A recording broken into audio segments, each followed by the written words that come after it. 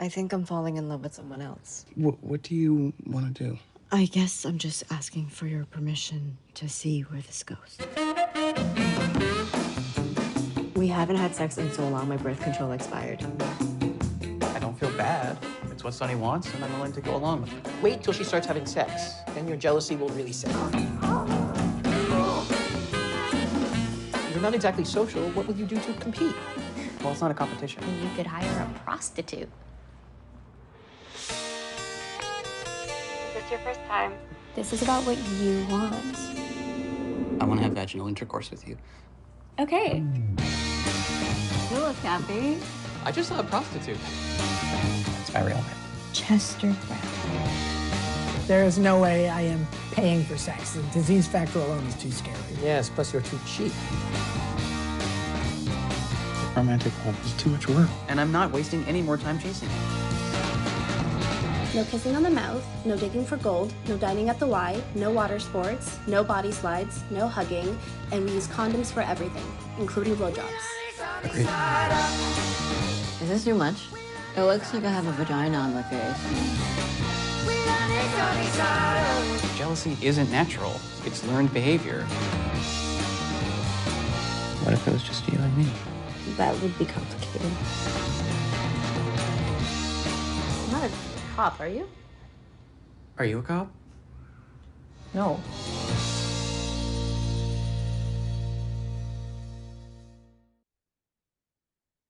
Ladies and gentlemen, boys and girls, children of all ages, we're here speaking with the lovely Sook-Yin Lee about her brand new film, Paying for It. Say hello, Sook. Hi, William. How you doing? I'm great. This is an adaptation of a graphic novel written by Chester Brown. Why was this a film you wanted to adapt? What made that choice?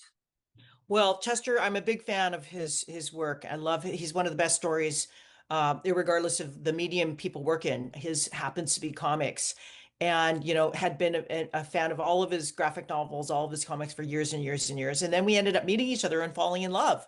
And then he moved to Toronto to be with me in Vancouver in the West Coast.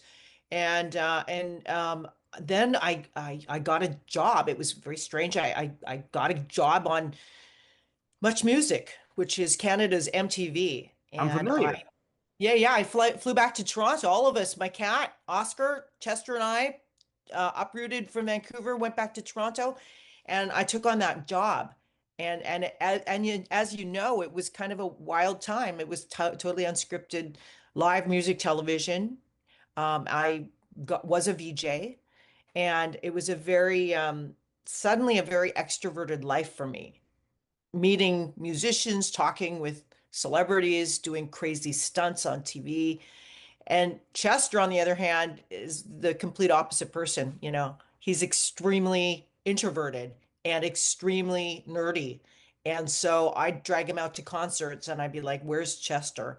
And he'd be like in the back, like reading a book. I'm like, "What? Huh?" Anyway, so during that time, I started developing crushes on various people and stuff. And I was like, "Oh, what's going on here?" I mean, we were very young, and a lot of our friends in, the art scene in Vancouver, like, were opening their relationships, and I said, "But just Chester, I think I'm developing a crush on this person. Do you think we could open the relationship?" And he's like, "What, huh?" And I explained to him, and he's like, "Do you want to break up?" I'm like, "No, no, no, no. I just want to open the relationship up." And, Chester's a person who really loves freedom. He loves his own freedom, and he's not a hypocrite. So he grants everybody else in his life freedom. Freedom. He really respects other people's freedom as well. And he was like, "Is this what you really want?" And I said, "Yeah, I'd really like to explore this." And he said, "Okay, let's give it a whirl. Let's try it out." And I went on the path of perilous dating, like most of us. Yeah. You have to be careful what you ask for. And then Chester, on the other hand, is socially inept. Flirting is the least interesting thing to him. And he didn't want another relationship. So he ended up being celibate for more than 2 years. But that is not sustainable. So finally he was like, okay. And he explored paying for sex as, a young guy looking for sex and connection in the mean streets of Toronto. And there were a lot of, secret things that he like underworld kinds of things. He had to understand how to navigate that world. And he was inspired to, it was inspiration for his graphic novel, Paying for It. And he had the wherewithal to understand like that, Chester's a very wild and wonderful writer, very imaginative and hilarious, but he also has a real moral core to his work. It's very political. And so he had witnessed the dearth and incredible lack of worker rights afforded sex workers that puts them in harm's way. So he essentially wrote a political tract based on his experiences. It's a memoir of his experiences paying for sex, and it's really a political tract for the decriminalization of sex work. And so, yeah, so that came out in 2011. By then, you know, when we opened the relationship, that was years before, and we still kept living together. And by 2011, the sexual aspect of our relationship had dwindled. We never actually broke up, but we were no longer romantically related. We always just the relationship for me was always like extended family, and like he's my family, and I just so am he's such a big presence and friend to me. So when that book came out, I was like, holy Christ, this is amazing. Wow, this is wonderful. Um, I almost said almost said holy crap. And then I was like, oh, this is America. I don't think I can swear. And then I said, holy Christ. And I didn't mean to. That's not, I never say that. Now I feel guilty. I mean, Why? I'm a lapsed Catholic. You should never feel guilty. No, not here, not in this space. This is a safe space to say whatever Okay, the fuck good, you good. want. The previous interview told me not to swear, and I think I might have. Listen, I don't care. I curse all the time. You do what you Okay, gotta do. great. Great. It's a safe space for swearing. Excellent. Okay. So, what was I going to say? So when it came out, I was like, wow, this is amazing. I was drawn to his book because he launches a very compelling political argument. The last fifth of the book is all chock a block full of like basically he's an egghead. It's like he's got historic intellectual ideas around all kinds of stuff to do with the subject. And one of the arguments that he had was that he draws a parallel between sex worker rights and queer liberation. In the 80s, if you were a gay guy in a bathhouses would get raided, you would get arrested and thrown in jail. Things changed quite a bit. You can go to a bathhouse now. Being gay, you can legally be married and be gay. And so that kind of a victorious arc of the struggle for queer liberation, he hopes could be applied to sex work because he sees this a similar struggle. And when I read more about his ideas, I was like, it's not even just those two, but it has to do with all human rights. So to me, it was very interesting. I also like to have work that is gristworthy and deals with things that are of interest to me socially. And so I asked if I could adapt it. And he said I had to stand in a long list of people there were some really great filmmakers that also wanted to adapt it, but he gave it to me. And he knew that, he could trust me to deliver it in a way that, wasn't going to turn it into a frat boy or, rom-com sex romp thing. So, yeah, so I endeavored to adapt it. And at first I thought this is easy. This is like a brilliant storyboard. It's a comic. Yeah, I'll just do exactly that. And the first draft was verbatim. I basically uh, took his whole thing and transcribed it on I transcribed all of his thing onto the page. And Chester and I looked at each other and we read it and we were like, this is terrible. A great comic, but a terrible movie script because movies and comics are different. His comic was very episodic, it was very didactic, very political. It just did not work as a film script. Also, he went to great lengths to protect the identities of the sex workers. I am a character that appears in the beginning of the book just as the inciting incident when I say, "Hey, I think I'm developing a crush on someone else." And, you know, I sort of set the wheels in motion. Other than that, I disappear. And I'm like, why didn't you include more of me in there? And he's like, well, I was protecting your privacy. So really, it's myopically from Chester's perspective. He often frames the sex workers out of the frame. So I said, I really want to like bring the sex workers to life. I can't just like frame them out. And but he wouldn't tell me the details, any details about what had happened. So I had to sort of spend time talking with sex workers, looking for clues in the source material, doing my research. And I knew that I just I couldn't it didn't work as his book, but there were fundamental things about his book that were key. It's the source material, but how to transcribe it to make sense as a movie. So I had to kind of look at those appendices and distill them down to the three most important aspects. And that was, of course, the sex worker rights, queer liberation, and the notion of questioning the active possessive romantic monogamy. That is the kind of way that most everyone operates in the world. And it usually ends, you know, it leads to marriage and often ends badly. Um, and so he questions in his book, like, is possessive romantic monogamy where I like, you can only have sex with me, I can only have sex with you, and you can't do that, and I won't do that. Like, that's kind of a lot of possession there, a kind of fence around the other and a fence around yourself. So for some people, it works marvelously. For a lot of people, they end up repressing or resenting or ending up having affairs or doing weird things or getting divorced. And so Chester wondered if he questions, you know, he questions possessive romantic monogamy, thinking that unconditional love is a much more superior love. It's a harder love to achieve, you know, when you don't put constraints on another. But that is truly loving. That is a truly loving thing that is very hard to achieve, though possible. And he also even draws the to an extent that he feels like the roots of slavery are kind of hidden within that notion of possessive romantic monogamy, which I bring up in the book. And somebody says, well, yeah, that's kind of it's a bit much, you know, love is a choice, slavery was forced, you know. So, but I think he had that's an interesting idea.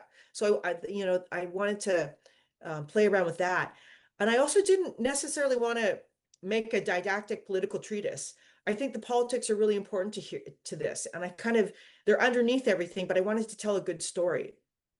Um, and underneath the scaffolding, I do raise those same questions, but I didn't want to be at like a pointed finger saying, and this and this and this and this and this is the right way to live. I wanted it to be a bit more loose, you know, ask a lot of questions and let the audience decide for themselves.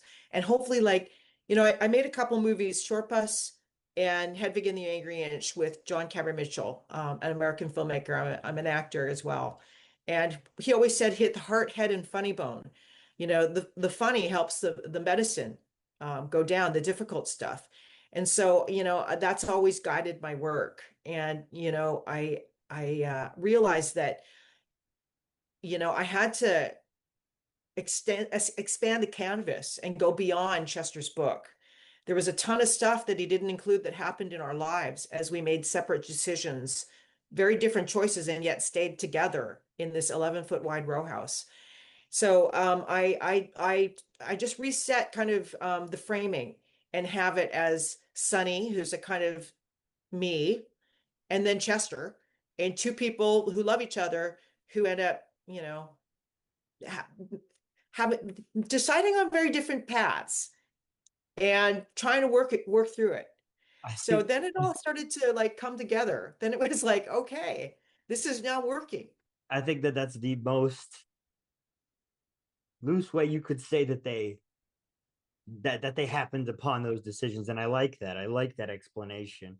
There's there's certainly a lot in this film that people in particularly nowadays can point to and see themselves in, and that's what I love about this is that there's a lot that people can look at and say, hey, I can see myself in these two characters, even if the monogamy of their relationship that they're in is exciting to them. There's got to be Yeah. something to that brings them to a film like this and that they can see themselves in. And I wanted to point out that I really love your eye when you're directing. I've seen one of your other films before, and it was just that one of those things where I was watching a film, it came across my radar, and I really enjoyed it. And I just wanted to point out that I really love the eye that you take and the perspectives that you take when you're behind the lens. I saw Death and Sickness. Oh wow, awesome. That was wild. I mean, that's a really I can't believe you actually saw Death and Sickness. That's like a no budget shot on cell phones and DSLR cameras in lockdown. That movie saved Yep. my life because like when we were in the lockdown, it gave us something to do. Like Dylan Gamble, who's my co-maker of the movie, he had never made a movie before. He was like before the pandemic, he was going through life crises. I was going through life crises. The pandemic happened. He got rent evicted. And I'm like, okay, why don't we live here? And we'll make a movie. And so we essentially made this very weird beast. And yeah, thank you for seeking that out. But here's the thing is, I think why people relate to it, you know, movies are very reductive. They're oftentimes just kind of very simplified. And yet all of my movies come from something that I've experienced in life. Even when I go far afield and make a work of fiction, the root of it is something that I've witnessed or felt so that I can bring the veracity of human experience. Like the fact is, like, you know, like we shot here, like many of the details, me coming across all of these bottles of water that Chester was like hoarding downstairs in the event we have a drought. That's real, you know? So the specific things that make up our lives, each one of us has an array of unusual idiosyncrasies and they're remarkable. And I think in storytelling, the more as opposed to the more general, the more specific you can be in your depictions, the more relatable it is. So yeah, I love that. You know, you couldn't. I don't think I don't think anyone could ever dreamed up this story. Really, I mean, this story is really rendered from people's experience. And Experience. then all, you know, all the sets. There's no sets actually. I cast the locations like a documentary filmmaker does. So the brothel is real. The restaurant is real. I went into my neighborhood and asked restaurant owners, galleries, my neighbors up the street who are also musicians. I'm like, hey guys, Daniel, Lucas, your place looks like a brothel. And they're like, yeah, we think it is, Sook-Yin, because people still knock on the door and ask if Lips still works here. I'm like, perfect. And so, yeah, just like you embraced all of those places. And of course, when you're using real places, the emanation of the true lived experience of this space can't help but emanate. And so I think there's an authenticity. And this is all because it was a low budget movie. You know, I was like, okay, I can't afford anything. So my place is already half, you know, production designed, and it's where me and Chester lived. We'll just shoot it here. It was precarious. I mean, it's a very old house, and it was like, oh my God, the electricity's, you know, not it's gone out, and this fridge is leaking all over downstairs. You know, there are a lot of wild situations that happen in here, but we did it, and it looks great. And it came out fantastic. I have to say. Thank you so much. I So mean, it's an anomalous film. I think it's a tender-hearted film. I kind of deal with a lot of tricky stuff. There are difficult human experiences, but man, you gotta be able to laugh at them too. I completely agree. These are the kind of films I think we need more of. Things that are real, things that are tangible to people. It's funny that because growing up, I would watch a lot more Much Music than I would MTV because you guys actually played music. So I'm very familiar with your work as a VJ. Oh, sweet. Yeah, and we did have it in America, but you had to have a satellite. Well, where were you like in the Midwest? No, I'm from Los Angeles. Oh, wow. How that you must have had one of those big satellites. No, we just had direct TV and Much was offered. So Oh, wow. That's yeah. that's pretty cool. Yeah, I'm so excited. You know, I spent the year like this is a grassroots operation. So, you know, in Canada, we did not have a distributor, but we ended up getting into a ton of like great film festivals. And so then afterwards, we booked tour like musicians tour, and we found these like amazing rep cinemas taken over by young people who have like refurbished the joints and like program great stuff. And then we booked a tour, and then Chester would join me sometimes, and we'd like sign graphic novels and t-shirts and, CDs, and like put on like a Q&A that was like a town hall.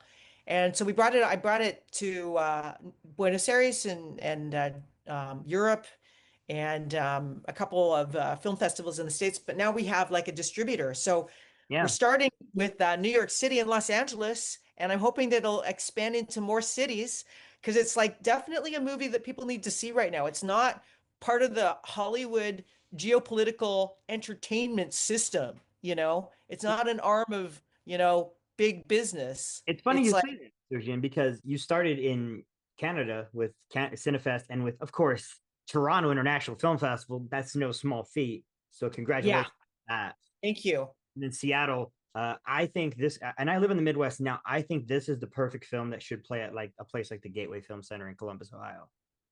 That would be amazing. It's a I'd theater love that it. it's a theater that respects the art of cinema and the art of film, and they always play smaller films. I think this would do immensely well there. And I think a lot of the audiences would enjoy it. I wanted to ask you a question just because I always ask every guest, big, small, no matter who. I've Yeah. had everybody answer this question for me, from a first time director who's 16 years old to Academy Award nominated actors. And so we Yeah. always try to have fun with it. Sweet. But if you had two movies to watch for the rest of your life, what two would you pick and why? Oh God. Two movies. Two Yeah. movies for the rest of my life. Oh, Says a lot about you. whoa. Whoa, whoa, whoa, whoa, whoa, whoa, whoa, whoa, whoa, whoa, whoa, whoa, whoa, whoa, whoa, whoa. Okay, well, I mean, this might be asking for it. This might be asking for it. But I haven't seen this movie. I want to see this movie, but I have been reluctant to see this movie because it's 7 hours long. Oh boy. And he seems to be, I mean, I like a lot of his other work, Are Hungarian we film, are we going Belatar. Beltane? Are we going Beltane? Are Yes, we going Santanango? yes. Oh God. I mean, is that asking for it? Yes, it I is. mean, because you said the rest of your life, and I'm thinking that's very long, but at least there'd be visuals, very interesting ideas, excellent visual stuff. I know it's heavy. Maybe it's too heavy. I think it's too Maybe heavy. it's too heavy. It's a very heavy thing. Um, and what else? Okay, so That's like picking Russian Ark because it's like 11 hours long. oh yeah, that's true. So okay. Then it doesn't qualify then. Can I try a different one? Yeah, of Uh, course. It's your okay, pick. let's two movies that I'd want to see for the rest of my life. Well, gosh. I mean, I do love 400 Blows. Good pick, You know, actually. that one hits my heart, and then hits my laughter too. Um, my funny bone, and my brain as well. It's very kind of whimsical. It's kind of like funny. It's sad. It's very sad, difficult, but it's got a lot of different emotions there. Um, oh God. Uh, the second one, maybe maybe Aesthetic Syndromes by Kira Muratova. Oh, She's a Ukrainian filmmaker. I actually met her in person. I had my film Year of the Carnivore was at the Odessa Film Festival, and it's a comedy festival, but very loosely comedy. Like we're talking existential movies that are heavy that people were like ha ha ha and slapping their knees and laughing. I'm like, what? So their idea of comedy is like kind of survival comedy, you know? existential dread, the comedy. Yeah. So she was one of they had a retrospective of her work, I and love it. she was like a powerful speaker and was like amazing person. Love her so much. She passed last year. And it's then extended. She's a poet, and she was a factory worker who would like work at the factory enough to pay for a movie that she would make, and she would always use the same for her friends. Belatar as well. From a child growing up to a grown woman, we see her grow up in his movies. So, she's very funny, again, very political, but hilarious, inventive. Authentic Syndromes is a wild and wonderful movie. Um, and so I think maybe those two, although both of them are in black and white. So it might be nice to see something in color. A little bit of color, yeah. Yeah, Because we all need a little bit of color, you know what I mean? Just in our lives in general. I mean, it's true. that does not seem to be a problem for you. Very colorful background going around. Yeah. Does not seem to be an issue for you. I love that. Now, this film comes out January 30th in limited release, LA, New York. Is that right? Yes, and guess what? So I called in the big guns because, like, as I said, this is like a grassroots operation. It's a circus sideshow, and we need people to know about it. So I appreciate, you talking to me. So I called up my friend Elliot Page. I'm an Oh, yeah. actor. I acted in Elliot's last movie, Close to You, and they shot in my house as well because my leg was broken. And they're like, "That's okay. We'll just shoot in your house." And so Elliot's doing a Q&A. My friend Jordan Tannehill, who is also Canadian and burst on the scene in his off-Broadway production of a play that he wrote called Prince Faggot. He's also a filmmaker. He did The Listeners, which is a TV series starring Rebecca Hall. He's doing a Q&A, and then John Lee, who is a weirdo filmmaker who did a lot of the Adult Swim Yeah. comedy weird stuff, and then also a Pee Wee Herman movie. He originally wanted to do Paying for It, but Chester said no, and I did it instead. And ever since Chester rejected him, John and I have been friends. And so I was like, John, do you want to do this? He's like, yeah, okay. And then and then I was like, I still need somebody in LA. And then Eli just phoned up Mae Martin for me. And May said in a heartbeat, yes. So they're going to be doing a Q&A in LA, and I'm looking for the next one. We have Quad Cinema in New York City, January 30th, 31st, and February 1st. John Lee does the first night, Elliot the second, and then Jordan the afternoon of the Sunday. And it's all on the Quad Cinema website. And then in LA, we're doing February 3rd and 4th. May Martin is doing the 4th. And those are sort of special previews in one cinema. And then at the end of the week on February 6th, it opens on Friday at a different one. So if people follow me on Instagram, Sook-Yin Lee, SOOKYINLEEE, I had to do a 30 because the other one's already taken. And Paying for It Film also has an Instagram, and we'll be keeping people posted there. But I really hope that people demand to see it elsewhere too, because I'd love for people to see it. We're in a precarious time. We need movies that make us think and make us feel better, and then encourage us to question our worlds and expand our freedoms. And I hope we can get out there. I would agree. And so for all you lost vegans out there, my partner in crime on right there, she lives in Vegas. And so if you're in Vegas and you want to see it, ask for it. I'll be running through Columbus, trying to get the film shown here. So Yes, please do. just make sure that you check the film out. Thank you so much for your time. So we really appreciate you. Well, thank you so much thanks for I can't believe you saw Death and Sickness. You're ace. Listen, the internet exists for me to steal things. Yeah. Oh man, I should. Yeah, we're gonna post this other one. Dylan and I did another one that is really bonkers as well. Yeah, I heard about this. I was looking at this, and yeah. I don't know anything about it, but we've only showed it in tiny little weird micro movie spaces. I'm open to seeing it. Yeah. Okay, take care. You have a great day now. You too. Bye.